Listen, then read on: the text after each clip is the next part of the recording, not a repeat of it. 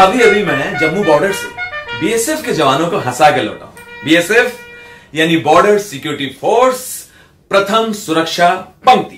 दोस्तों ये वही जवान है जो सीमा पर फौलाद की तरह डटे हुए, चाहे भीषण गर्मी हो, भयंकर बरसात हो या हड्डी जमा देने वाली कड़ाके की ठंड। बीएसएफ के जवान सीमा पर बिना पलक झपकाए दुश्मन की आंख में आंख डाले हमारी सुरक्षा के लिए तैनात खड़े रहते हैं 24/7। ऐसी है हमारी बीएसएफ। लेकिन अफसोस, अपने देश में बहुत सारे लोग जो दूसरी सेनाएं हैं, आर्मी, इंडियन एयरफोर्स, नेवी, उनको तो अच्छी तरह जानते हैं, लेकिन बीएसएफ को लोग ठीक से नहीं जानते। तो बीएसएफ के लिए कॉमेडी शो करने के बाद हम टहलते हुए बॉर्डर लाइन तक गए, भारत पाकिस्तान बॉर्डर तक। उधर से उनकी पब्लिक भी आई हुई थी। वो मुझे देख के राजीव भाई, हेलो, सलाम वालेकुम भाई, सलाम वालेकुम, अरे कॉमेडी देखते हम लोग, हेलो, सेल्फी।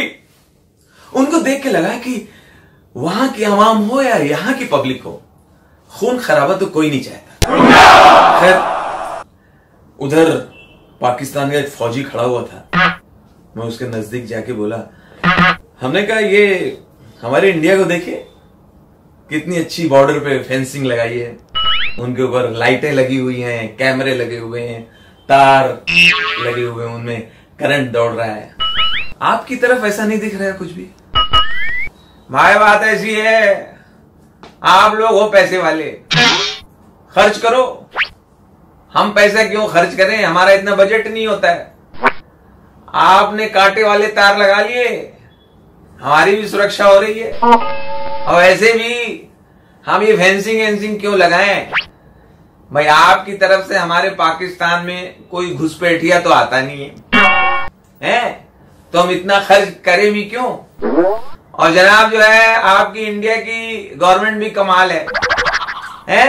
फायरिंग करने से पहले आपकी फौज को परमिशन लेनी पड़ती है। और जनाब हमने ये भी सुना है आपके यहाँ तो कभी कभी आपकी फौज पे भी FIR हो जाती है। हमारे यहाँ ऐसा नहीं है, हम तो खुले सांड हैं, जब मौका मिले मारो। हकीकत बयां कर दी। खैर, हम धीरे धीरे वापस बीएसएफ के कैंप में आ गए। सारे जवानों के साथ में बैठा हुआ था, हंसी मजाक हो रही थी, चाय चल रही थी। तभी अपना बीएसएफ का एक जवान बोला, राजू भाई साहब, आप तो बड़ी कॉमेडी करते हो, मैं भी एक चीज सुनाऊं? हमने कहा हाँ सुनाओ। आप एक सवाल का जवाब दो। आप बताओ, शाम के टाइम सबसे ज्यादा बर्फ कहां पड़ती है? सबसे ज्यादा शाम के टाइम जनाब गिलास में, जब हम दारू पीते हैं। हमने कहा यार अच्छा है भाई, है सेंस ऑफ ह्यूमर। हमने कहा मुझसे भी सुनो। दोस्तों, एक बार मुझे अपने प्रधानमंत्री मोदी जी से मिलने का मौका मिला। मैंने उनसे कहा, मोदी सर, ये તમે गुजराती मानस छो, पण एटला सरस हिंदी बोलो छो केम? आप गुजराती होके इतनी अच्छी हिंदी कैसे बोलते हैं?